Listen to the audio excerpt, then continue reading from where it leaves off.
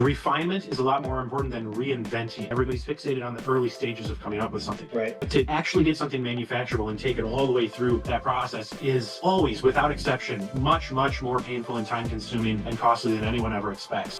Welcome to Manufacturing Runs the World, the podcast that breaks down the industry you never think about but can't live without. You span many different industries and many different engineering styles and manufacturing. Is there any wild stories in product development that any of our listeners would think is pretty crazy? I can think of one thing that is a recurring theme. I don't know if it's wild and crazy and zany in that respect, but it is certainly crazy to me in the moment always. And that is just the sheer length of time that it ever takes to create something and get it ready for manufacturing. Right. Even the simplest of things, the things that are like, oh yeah, I do this all the time. I commit the fallacy of saying like, yeah, I can do this in 2 days. I do that to this day. And then I get in the weeds and it's like, you're 2 months in and it's like, this should not be this challenging. There's this phrase that I've come to really like, and I say it to inventors as often as I can. And that is, refinement is a lot more important than reinventing. Like a lot of people have their personalities very wrapped up in like, I'm an inventor. Well, if you want to commercialize your product, you need to become an entrepreneur. So I kind of coined this term inventorpreneur. And yeah, it's one thing to, get a patent and,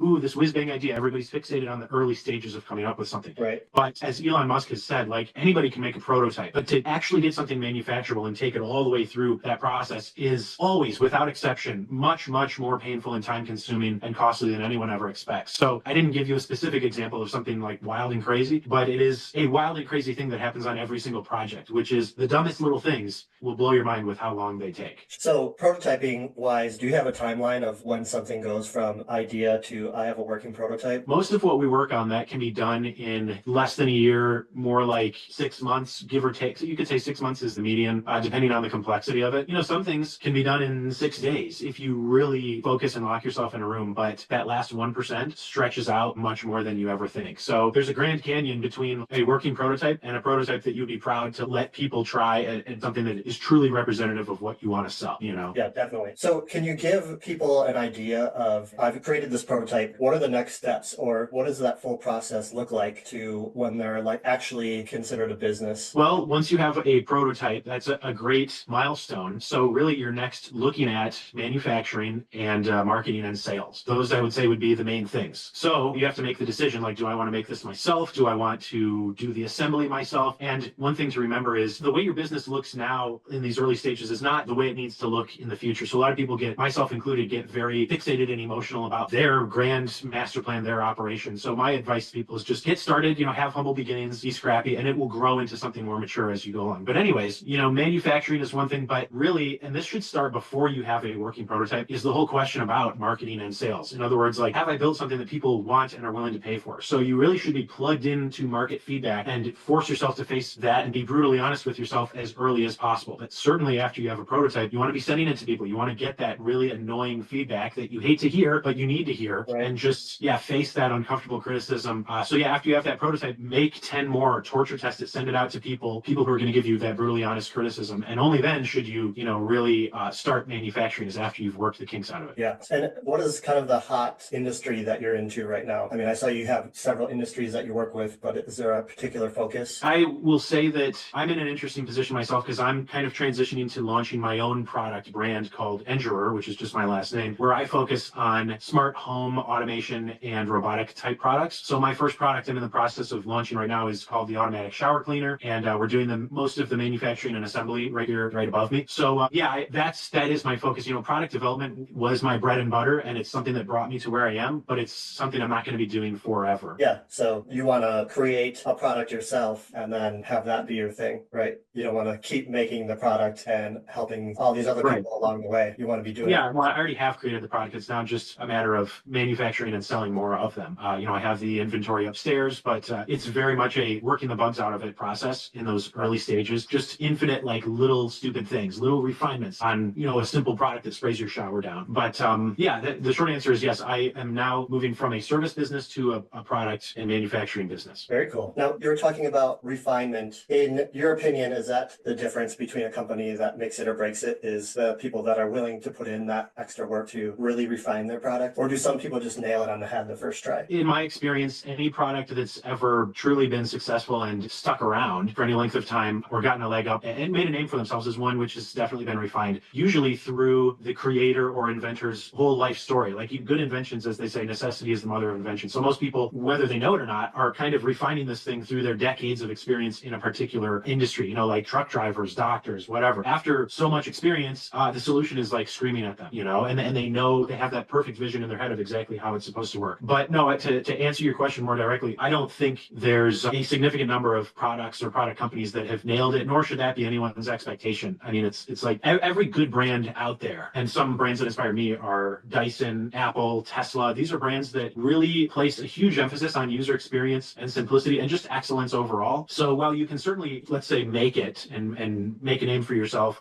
in the market by being a lesser brand, lesser known, my personal bias, my opinion is like, you're going to go to all this trouble to build up this company and to make something. Why not go that extra mile and make something that's just excellent? Because that extra effort makes a tremendous difference when it comes to how you're going to perform. Now, you mentioned you have a product in development right now. It's being manufactured right upstairs from you. And when we first jumped on, you talked about refinement being the pain point. Is that something you're currently experiencing with that product? Is you're trying to balance the refinement versus I want to get this in the market? Yeah, absolutely. That's a great question because you don't want perfection to be the enemy of your progress. So I'm in this awkward stage where, before you've sold 100 units, I do believe that it's okay to still just force yourself on stage and get products in people's hands because it is a limited number of people and they're going to give you feedback that you never even thought of. So it's kind of like, the incubator, but yet you are still actually selling to real people in the market. So it's forcing yourself out of your comfort zone, out of your little R&D bubble. And that's where I'm at right now. I did a pre-sale, maybe 25-ish people have purchased the product and, they're eagerly awaiting their product. And I need to, continually push myself like, hey, it's not going to be perfect. There's going to be bugs. There's going to be refunds. That's okay. But definitely, from product performance to just the assemblability, like, hey, this takes way too long to screw this tiny bolt in. I need to make a fixture. I need to widen the hole. I need to make this idiot proof when assembling. So yeah, absolutely. Cool. Yeah. How do you decide whether to take on investors versus, I'm going to bootstrap this however I can and make this happen? Yeah, that's a fantastic question and one which I wrestle with constantly as recently as yesterday. I prefer the bootstrapping route, even though it is much, much harder in the beginning. It's very painful. It's very slow. However, it does offer a few key benefits. One is that it forces you to do things the right way instead of just, let's say, insulating yourself from the harsh realities of like, hey, let's make this thing profitable immediately, not way down the road. So certainly I've come to really hate loans and debt because that kind of thing will really come back to bite you in the ass. But a similar principle is true with investors because you're giving up a percentage of your company. And if it's early on, especially these percentages you see on Shark Tank, you're giving up huge chunks of your company. And, you're going to have to manage these people's expectations constantly. They're going to be annoying you. They're going to be trying to grab the steering wheel. And, most of all, you're going to have to split the pie with them. And that takes a lot of the fun and a lot of the actual tangible reward out of things. So, Kickstarter and these reward crowdfunding type approaches, that in my mind is a great, middle ground between bootstrapping completely and investor money. And especially because you're actually getting market feedback. So, I'm not trying to make a universal statement like investors are bad and you should never do it. I mean, certainly the numbers speak for themselves in terms of like the richest people in the world own small minorities of their company. But yeah, I'm still holding strong to the whole bootstrapping thing. Maybe check with me in a year and I'll have changed my tune, but that's where I'm at right now. Yeah, and I've talked to several manufacturers that range. One was a family business out in Colorado, Walker Manufacturing. They do like lawnmower type stuff. And his parents created the company, and he's just a chairman now. He was speaking of the very same thing. They didn't take on any investors. They made a product and they bootstrapped it, refined it for like 10 years, lost money before it actually grew into a company. So certainly other manufacturers and owners are echoing the same thing you are. I think that's interesting in this world of entertainment and Shark Tank where people think that they have a big idea and they need to promote it on TV somehow. I really, really resent, I don't know if Shark Tank has poisoned the public hive mind surrounding funding your project, but if my sales calls have been any indication of the, let's say, conventional wisdom, almost everybody, and usually the less sophisticated the person is, would hate to say it, but the dumber the person is, the more they immediately gravitate towards, I need an investor, I need backing, I need funding. And it's really created this entitlement attitude that is just ugly and unattractive, and you don't need to do it. Like, I don't know why it's become the default de facto thing. Like, you can't make an invention without other people's money. You'll never get other people's money in those early stages anyways, looking like such an idiot with your hand out. But, like I said earlier, one of my inspirations is the company Dyson. The founder is James Dyson. That's a private company. They don't have a stock ticker. They're not publicly owned, and they're basically a family business. So yeah, it's hard. He had to sell off assets. He went through challenging times. He built like 5,000 prototypes. So that's like those early dark days that, not everyone is willing to put up with. But I would say to people, like, don't fall for this hype, this glamour of, we raised $10 million, Series A, Series B, all. It's like, you don't need that glamour and glitz, and you could be shooting yourself in the foot massively as well. Yeah. How many products have you helped launch over your career here? Well, I would differentiate between, like, we got them to fully functional prototype as, like, that was the contract versus the number that have gone on to launch. I would say definitely a minority of people can take what we've given them and then commercialize it, because those are two very different things, But we've definitely helped many hundreds. I would say it's definitely not 1,000, but definitely in the hundreds over these 9 years of people and startups build successful products. And yeah, a good number of them have gone on to actually commercialize and sell. And one of them was mine that I did a neck rinsing pad. The startup was called Rinsology, and it's still there. You can go to rinsology.com. But definitely people need to realize, like, there's much more than just building that prototype. And it's like death by 1,000 cuts. You have to build the website, you have to produce marketing materials, you have to get it manufactured, and all of these things are just, none of them are, what should I say? Like, it's not rocket science. You don't have to split the atom. You just have to persevere and, be dogged and take a lot of setbacks, but anyone can do it. Yeah. I like to think I'm very much a self-taught programmer. And yeah, I think when you're doing kind of an entrepreneurship, you definitely have to take on things that you didn't ever think that you would be doing, even from the running the business side and the bookkeeping, or you have to figure out how you're going to make that work. So I definitely know what you're talking about in that respect. Sales wise, how do you get business? How do you promote yourself? Are you out there doing trade shows? For my product development services, I just do Facebook ads, $50 a day, with a landing page that features me. I focus now less on my company and more just on me. People seem to like that personal approach more. Yeah. I mean, that's the product dev side. I've tried Google ads and YouTube ads and just found that Facebook seems to work better for me, but whatever, you can make any of these things work. As far as the physical products, Facebook ads has worked. TikTok ads is one thing I'm going to be getting into, but I'm now very much of the mindset that you shouldn't have to spend a lot of money on marketing as a general principle if you have a very good product. And in fact, the better your product is, the less you have to market it, because if it's truly good, word of mouth should take hold. You should start getting that kind of snowball effect. Like, when's the last time anyone has seen an advertisement for a Tesla vehicle? I don't know that I've ever seen one. Yeah. Yet they're all over. So it's this funny inverse kind of relationship where the weaker products, the ones that suck by comparison, have this dead weight, this cost of having to spend marketing dollars, when, if they could instead just pour that into making a more excellent product, that wouldn't be a problem for them. Totally. How does someone work with you? Like, say, with your services, is there like an ideal client that you're looking for right now? Yeah, the ideal client would just be somebody who has some budget set aside for their project, who is easy to work with, knows what they want, and it's very straightforward. I mean, I prefer that people just send me a text message and we can talk about it. There's no formalities anymore. They can just go to my website if they want and book a call, and they'll be talking directly to me. I don't have salespeople. It's very stripped down. I'm usually the chief engineer for the project, so super approachable, but for a limited time only. Yeah, if somebody sees what I'm doing and finds it glamorous, I'll tell you, don't do it if you want to make a lot of money. You will learn a lot of very, very hard lessons developing products and become very good at it. But that's like, I can't think of a less scalable business model than doing highly difficult technical projects that are new and unique with no repeat customers. Yeah. Dan, you're one of the unicorns. You do everything from I don't know. ideation to the product and the marketing and sales. There's not many people that I talk to that are doing all of it. Well, yeah, I mean, marketing and sales is one thing that, I'm definitely self-taught in that regard and was not good at it to start with. But it's interesting you bring that up. This is one thing I think, assuming that your audience, you talk to inventors and, startup type people. I will say this, like, marketing is not some kind of secret magical formula or that you need a degree or anything like that. I think marketing is actually very much intertwined with product development, in the sense that you have to know what people would actually want and be willing to pay for. And if you can produce something like that and you have a good sixth sense for how the market will respond to things, then you're going to be a good marketer. And like I said, a good product markets itself. There's this kind of hallmark of inventors who come up with these zany ideas that you already know, like the minute you hear it, you know that it's never going to sell because it's something that people don't want or is too clunky or impractical in their life. So it's like you have no chance in hell of marketing a bad product. So marketing is one of those things like, the whole 80-20 principle. Like marketing should definitely be in the minority.